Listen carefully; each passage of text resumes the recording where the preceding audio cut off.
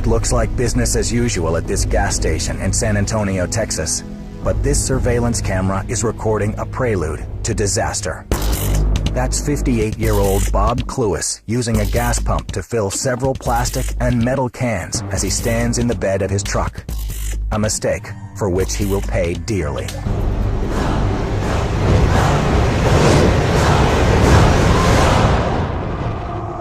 Without warning, the gas can he is filling explodes into flames.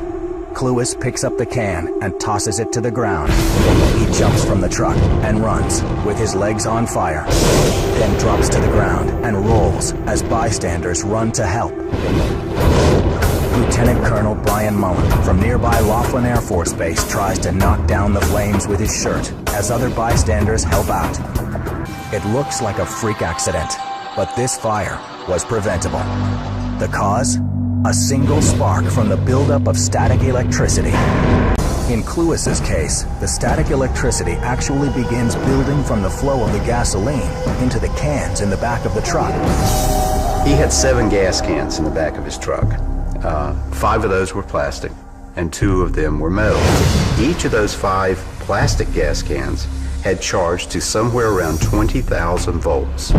Now, them sitting next to the metal gas cans, it performed something we call induction charging.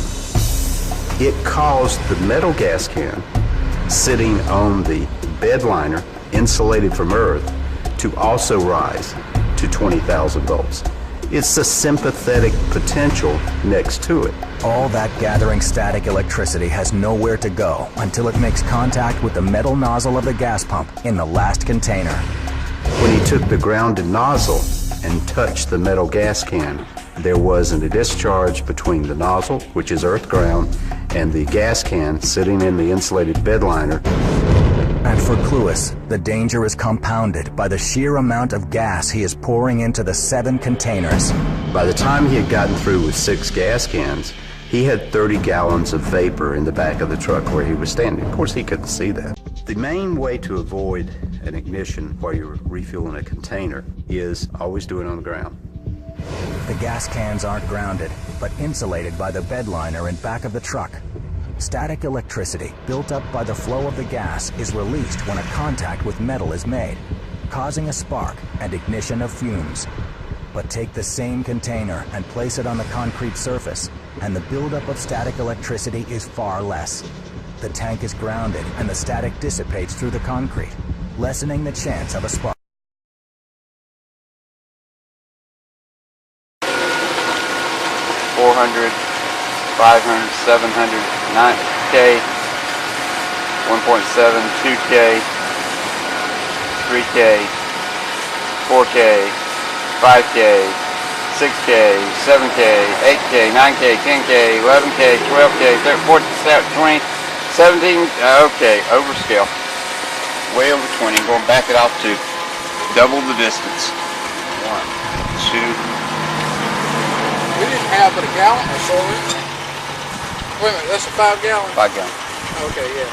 Alright, so double the distance is about 20, so it's possible that we are at somewhere around 30 some odd to 40,000 volts.